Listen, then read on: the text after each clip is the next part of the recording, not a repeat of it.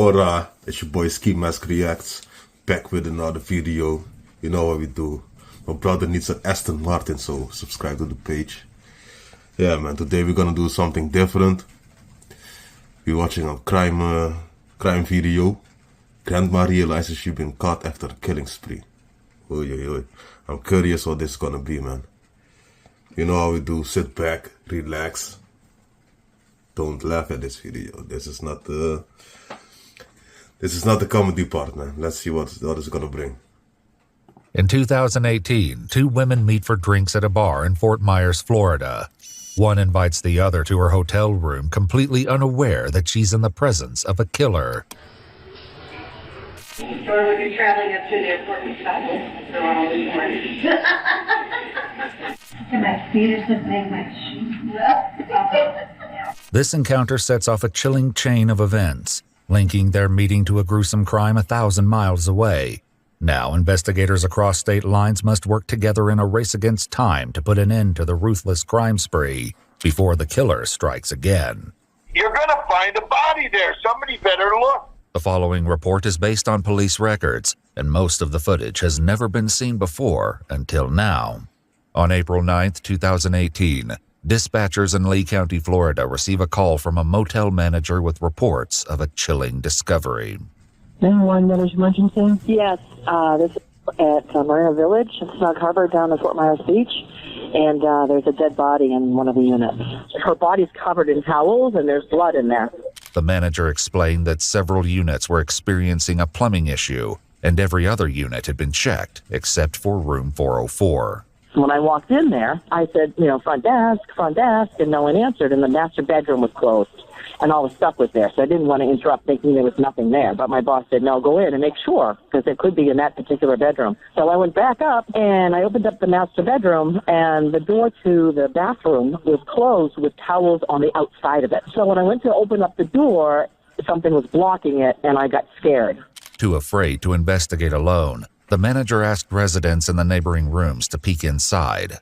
Brave volunteers came forward to help, unaware of the nightmare waiting for them on the other side of the door. There was a Damn, I don't want to interrupt this video too much. It's 30 minutes already. Whoa. But if I was the worker there, I don't know how it is in America, but no, I shouldn't say this. What I'm gonna say is I would be scared for life to go back to work, man. I need to get some how you call that? Disability check for a while, man. Whoa. all against the door. The door was partially open. We tried to push on it, and we were hitting something. So I looked around the door, and she's laying on the floor with towels over her, and she was bleeding. You could see blood under her towel. The towel looked to be under her head. That's all I could see. Officers quickly arrived to find a woman lying on the bathroom floor with what appeared to be 2 gunshot wounds. A towel had been draped over her body, and the air conditioning was lowered to a frigid temperature of 61 degrees.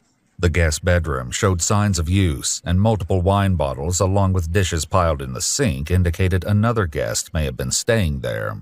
Whoever it may have been was nowhere to be found. Police discovered that room 404 was rented by 59-year-old Pamela Hutchinson, who was captured on surveillance checking into the Marina Village condominium 6 days ago on April 3rd. Barely made it by the bell.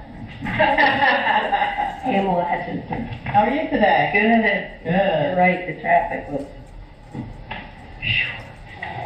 Did your driver's license and a credit card? Pamela reaches into a small silver purse, which was later discovered in her motel room. However, her credit cards and identification were missing. More importantly, she checks into the motel alone, raising questions about who was in the room with her. Searching for answers, investigators continue reviewing the tapes, unaware of the unnerving mystery that's about to unfold. At 3:44 p.m., Pamela pulls into the parking lot of Marina Village in a white Acura with Florida license plates. Shortly after checking in, Pamela exits the elevator and heads to room 404 by herself. However, the following day, she's no longer alone. As she approaches the elevator at 8:13 p.m. on April 4th, She's now accompanied by another woman who bears a striking resemblance to Pamela. Damn. Oh, resemblance. Don't tell me this is her sister, man. Don't tell me. Look at that gray hair. What you be doing, Grandma? Whoa. You're too old for this shit, man. Wow. It's crazy. It's crazy. They appear about the same age, height, and build. Hey, what did you do? Stay out all night and sleep all day because you don't have any fun? Yes. And I would have to sleep all day. They're seen again the following day at 12:45 a.m. on April 5th, entering the elevator and once again heading toward the room. So, no, I like that. And we got 2 TVs in there. I don't know if it's to the grandkids. Or when you're traveling up to the airport and stuff, they're all this morning. That laugh is so evil to me, man. And my feet are just making my shoes.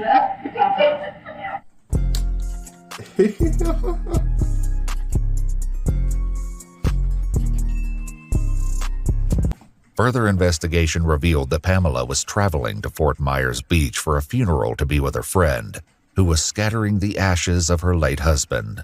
The friend last saw Pamela at lunch on Wednesday, April 4th, and later received a text saying she'd extended her stay to April 5th. However, when she sent a text to Pamela at 10 p.m. on Thursday, she received no response. Surveillance footage shows the unknown woman meeting with Pamela at a restaurant on April 5th at 5:14 p.m. They share a high five, engage in lively conversation, and have a few drinks at the bar. Over 2 hours later, Pamela pays for her meal with a credit card, while the other woman pays in cash.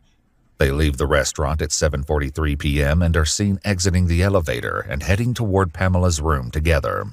Pamela would never be seen alive again. The answers to what happened to Pamela are with the other woman, but she is now missing. Damn. I'm not gonna stop it much more, but what I always think is like, don't you know that you're being recorded? You pay with cash, but there are cameras everywhere. What? You're done with life? She's older, gray hair. Is there really a big hate in this situation? As investigators review more footage, they note that on April 5th at 8:30 p.m., just 45 minutes after leaving the restaurant together, the unknown woman emerges from the room alone. Officers note that she appears distraught, upset, and possibly crying. As they continue observing the footage, the woman's next actions leave investigators deeply suspicious of her involvement. On the morning of April 6th at 6 a.m., the suspect heads to the elevator carrying the same purple luggage bag that Pamela had been seen with earlier. 2 hours later at 8:30 a.m., a woman claiming to be Pamela extends her stay for 3 additional days. She provides a credit card over the phone, but oddly, the card doesn't match the one used for the reservation. Minutes later, the suspect begins making several trips to and from the parking lot. Pamela's car is seen backing into a space in front of a white Cadillac Escalade. The suspect then begins to transfer items from the Escalade to the Acura. The Escalade leaves the parking lot at 12:42 p.m., but the suspect returns on foot nearly an hour later at 1:32 p.m., where she stays for several hours. Finally, on April 6th at 1:51 p.m., she heads for the parking lot and is seen driving away in Pamela's white Acura, leaving her body to be discovered 3 days later. The suspect has vanished without a trace, and as there's no record of her staying at the motel, her identity remains a mystery. Investigators are left with many haunting questions. Who is this woman, and what role could she have played in Pamela's death? The answers may lie over 1,000 miles away, where an unfolding investigation reveals shocking connections between the cases, far more twisted than anyone could have imagined. 2 weeks earlier, on March 23, 2018, a call is placed to the Dodge County Sheriff's Office in Blooming Prairie, Minnesota, where uneasy concerns soon lead to an alarming discovery. Could I speak with a detective, possibly? My name's Greg Oswald. We have right up to the point of missing person here. My business partner, and seems to be There seems to be something seriously wrong. Okay, how so? Well, I haven't been able to talk to him for 16 days, and neither of any of the employees. He's never done this. Dave's never done this. In the 20 years I know him, he's very involved in our business, hands-on. Okay, and what is his name? David Reese. Greg further explains that the Prairie Waxworms farm is just 100 feet away from David's home, where he and his wife Lois reside. Thomas, the farm's manager, explained their concerns began 10 days prior on March 12th. Lois come down to the shed and told me that David was sick and he would not be down today, and she also wanted me to take care of the payroll because we get paid every bi-weekly. David having some health issues in the past, I did not think anything of that. Soon, David's co-workers became suspicious after unsettling differences emerged in their usual communication. The texts we were getting from his phone were not his texts. It just wasn't Dave's style. Dave didn't abbreviate, didn't punctuate, didn't. You could tell it wasn't him. Thomas, Greg, and other employees claimed David's text messages seemed to change around the same day Lois began telling others he was sick. He does talk text. That's what he's always done, you know. And the ones I was getting was like all exclamation marks and commas and dots and.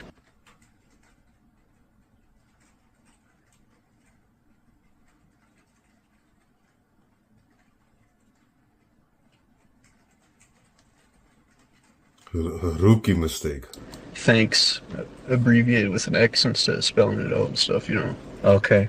And he doesn't normally do that? No, he just texts and it spells out the full words. Despite their concerns, on Monday, March 19th, 8 days after he was first reported to be sick, Lois assured Thomas that David still had plans to attend a fishing tournament set to take place the following Friday. March 23rd, I watched the live weigh-in of the Cabela's Masters Walleye Circuit that David was supposed to be at, according to Lois. When they announced David's name, I did not see him, and I became very concerned. He then called Greg, David's business partner, who contacted local police to perform a welfare check on David. Deputy Hoffman from Dodge County Sheriff's Office arrived at the house on March 23rd at 6:49 p.m., but no one answered the door. Through the window, he noticed the television and gas fireplace were on. With nothing seeming out of the ordinary, the deputy left, unaware of the horrifying secret hidden inside the house. We were so frustrated sitting there talking to these people. Mental health people are going to go out and check, and that guy says, "You're going to find a body there. Somebody better look." Determined, Greg once again calls Bloomington Prairie Police. This time, officers Peterson and Peach returned to the house. One officer boosted the other, lifting him just high enough to peek through the bathroom window. Lying on the bathroom floor was the body of 54-year-old David Reese. Though investigators in Minnesota would have no way of knowing it, the chilling discovery of David's body would soon reveal haunting parallels to Pamela's death in Florida. David was discovered in an advanced state of decomposition, with a green-colored blanket laying over his body, in a similar manner to the towels draped over Pamela. He had multiple gunshot wounds to his torso. The window was left open, bringing the temperature in the room to a chilling low of around 30 degrees. The eerie similarities raise harrowing questions. Is this simply a coincidence, or the beginning of a brutal killing spree? With many questions for David's wife, Lois, Minnesota investigators begin looking for her, but she's nowhere to be found. In an effort to trace her movements, they review local business surveillance, starting from the last time the couple was seen together. On March 11th, David and Lois both enter their local general store. David walks out at 9:01 a.m. and would never be seen on surveillance footage again. The following day, Lois explains to Thomas that David has fallen ill and would begin using David's phone to text his co-workers. However, as Thomas explains, it was more than the unusual text messages that left him concerned that something was terribly wrong. We have a money bag, and that's where my drive slips go and all our checks from our customers. Okay. I did my route on Friday, yesterday, and I noticed everything was missing out of there. All the checks out of the money bag.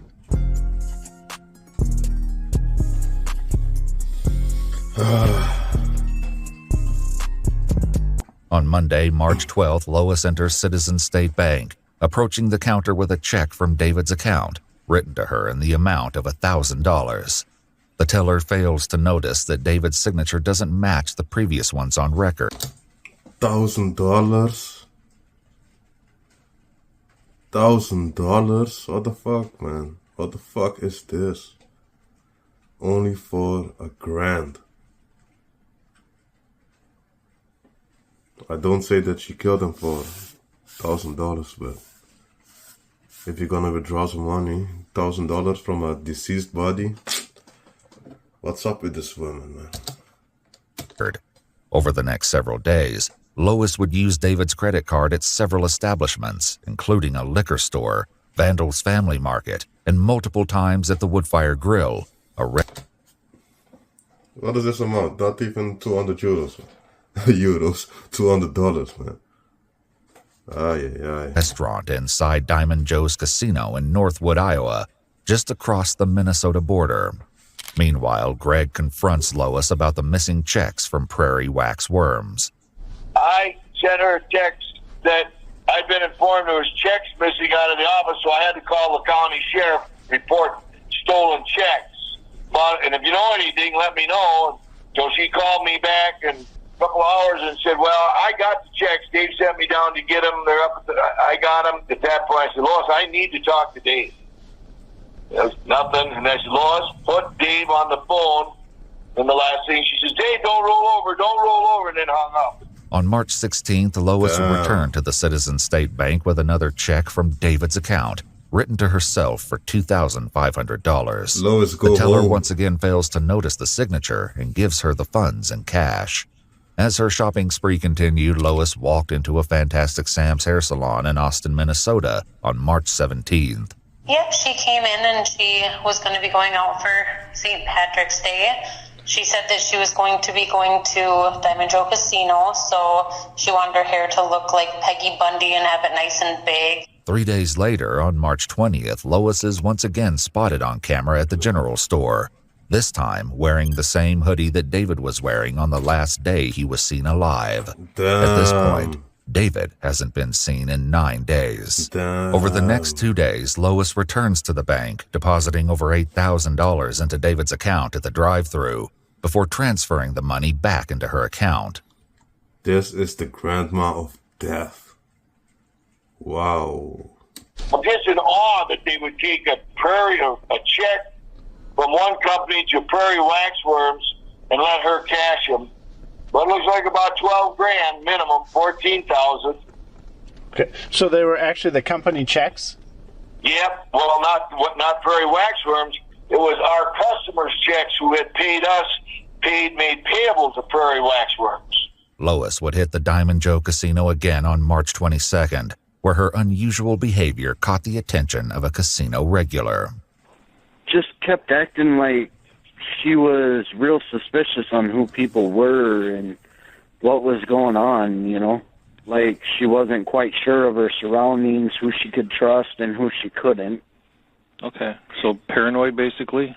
Yeah, kinda. Finally, on March 23rd, when David fails to appear on the fishing tournament's live stream, Lois steps into the Citizens State Bank for a final time. At least say for $100,000. It's not, no money is worth killing somebody, but She presents a $7,500 check from David's account, writing Spring Trip in the memo. After the teller delivers the cash, Lois takes David's white Cadillac Escalade and vanishes. It would later be discovered abandoned on Fort Myers Beach in Florida. As a detective, you got any inkling if she's in an area? Do you think she's just... God damn it, I don't know how you get away. No, nothing so far. I just don't know. Detectives in Minnesota and Florida have yet to realize the shocking connections between the murders of Pamela Hutchinson and David Reese. But a lucky break will soon drive the two separate investigations toward a fateful collision. 3 days before Pamela's murder, Lee County Sheriff's Office in Florida had received a concerning 911 call. Hi, there's an ATV out for a Lois Reese from Blooming Prairie, Minnesota in Steele County.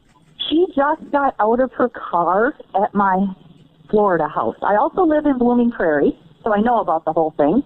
She's in a white 05 Escalade. Okay, and if you do some research, it's Steele County, Minnesota, that's trying to find her. Okay, so she has a warrant, is that what you're saying? Yes, for the possible murder of her husband and for sure for embezzling charges.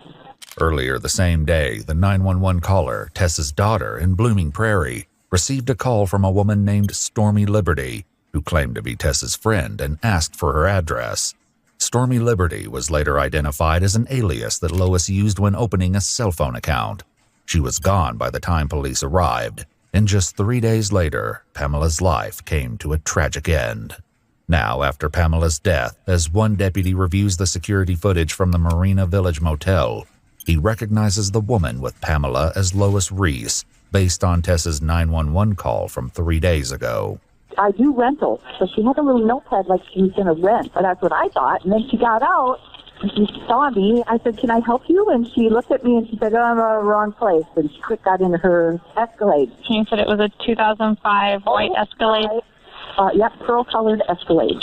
After being recognized in the surveillance footage, Lois is officially named a person of interest in Pamela Hutchinson's murder.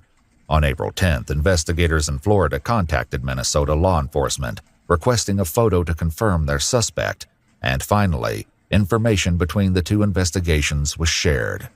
With evidence connecting Lois to more than one murder, investigators are left with the chilling question: is she finished, or is she planning to strike again? And why did she kill Pamela? Why did she kill Pamela? Why did she kill her husband? While following her trail, those who knew her begin to share a troubling history with investigators, one that hints at a possible motive for her ruthless actions. My grandpa passed away and she got her inheritance, and she was so unbelievably bored out there at that house. And the only time she was happy is when she'd have the grandkids out there, and she had them a lot. Okay. My kids and my brother's kids were there a lot.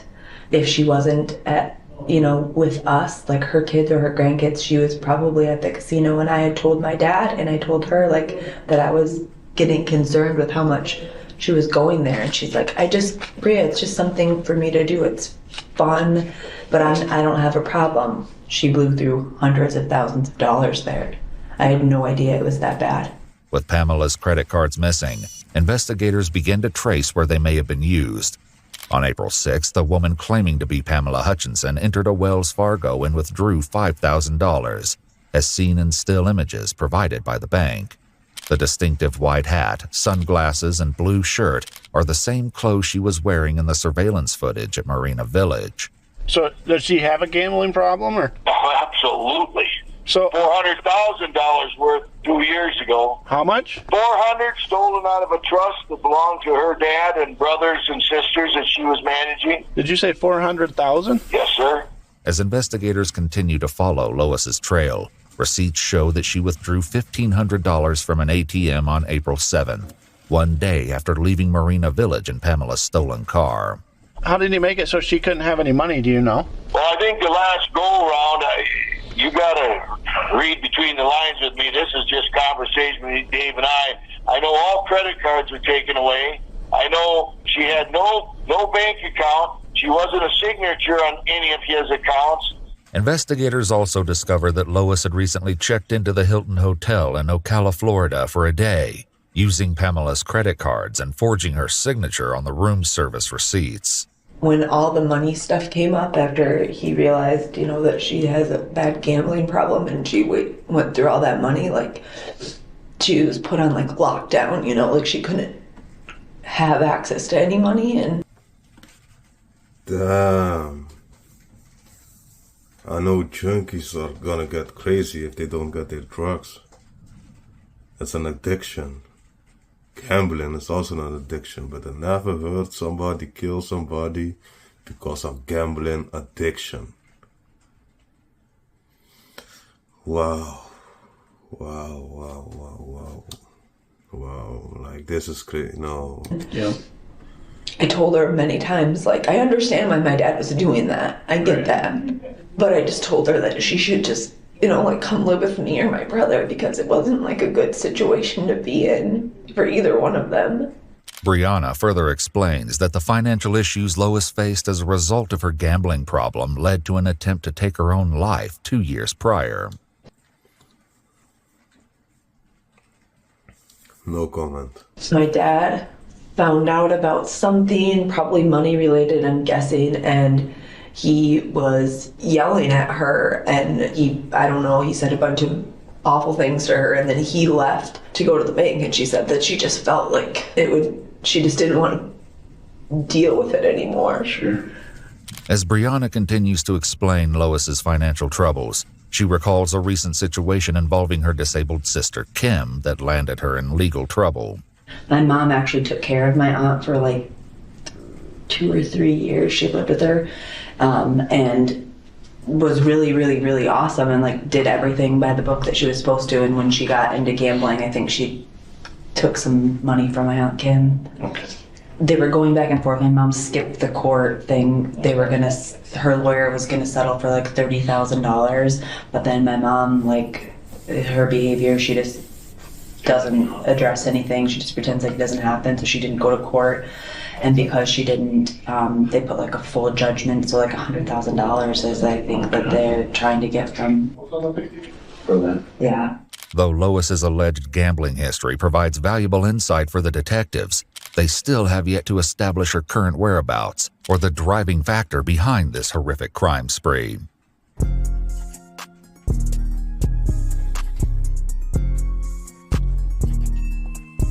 With Lois's location and her motives still unclear, the fear that she may be armed, dangerous, and hunting for a new victim fuels their efforts as they continue following her trail. On April 8th, 1 day before Pamela's body was discovered, Lois attempted to use Pamela's credit card at an ATM in DeQuincy, Louisiana, but the transaction was declined. Investigators learned that Lois then traveled to another casino in Louisiana and won a $1,500 jackpot. As the interviews continue, one investigator brings up a possible concern that may make finding Lois an even more challenging endeavor. I was just wondering if she was could make it to where she looked something different with makeup beyond the hair color, but she had some kind of a talent of what do you call the people out? Oh, makeup artist? Makeup artist, yes.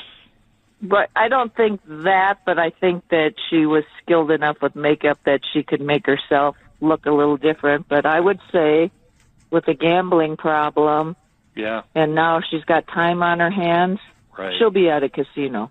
However, Lois's son Billy has a far more grim expectation for how this fugitive search may end.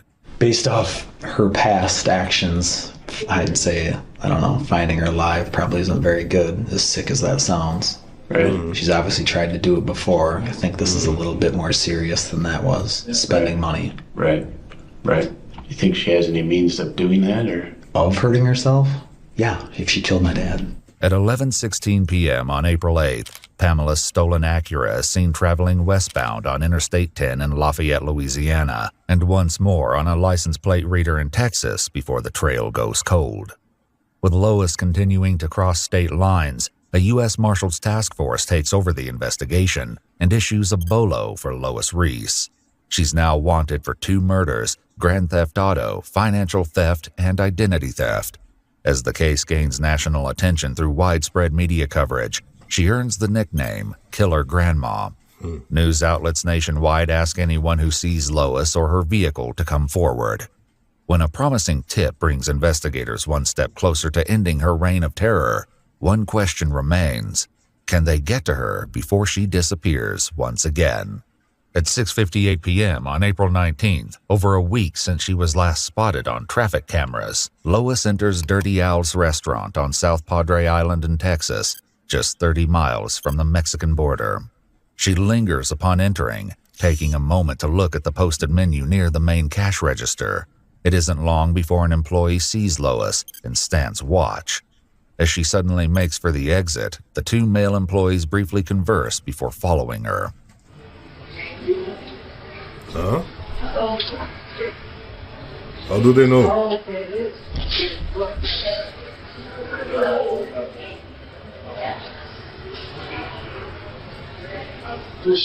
That's a Florida license plate. Well, she was driving a Florida license. Where? Right here, that white car. That doesn't hurt. The man takes down her license plate and local authorities are contacted. Police arrive at 7:50 p.m., nearly an hour after she left the building. What? It seems as though she slipped away once more. It's a devastating blow to their search, but in a shocking twist of events, while officers wait for someone who can show them the surveillance footage, they begin to search the conjoined parking lot and spot the stolen car at the restaurant next door. They enter the restaurant and find Lois sitting at the bar, talking with an unknown male, but wait for backup before moving in for the arrest. At 8:25 p.m. on April 19th, multiple officers move in and finally make an arrest, unaware of just how close Lois may have come to claiming a third victim. With Lois now in custody, one chilling question remains unanswered. What drove Lois to commit not one, but two brutal acts of murder? Lois, what's your last name? Yeah. I'll come out. Right now you're going to be detained.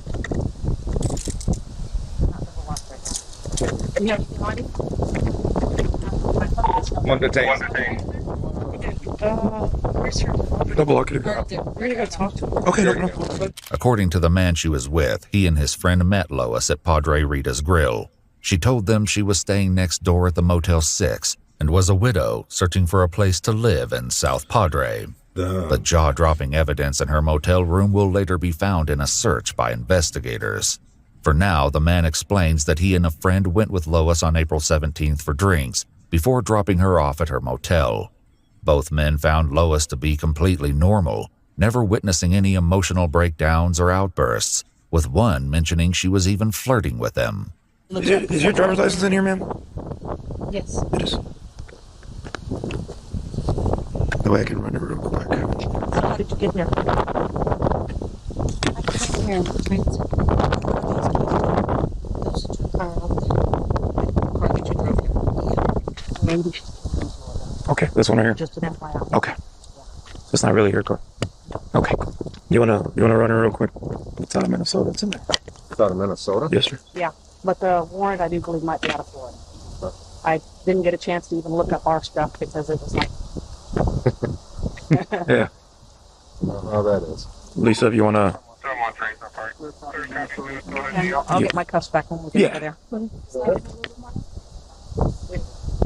Just go in and grab your unit and follow into the station. When news of her arrest broke, a woman came forward with a harrowing story. She told investigators that while eating alone at a restaurant on the island, she befriended a woman who identified herself as LaDonna, who was recently widowed and spending time away from her family to grieve.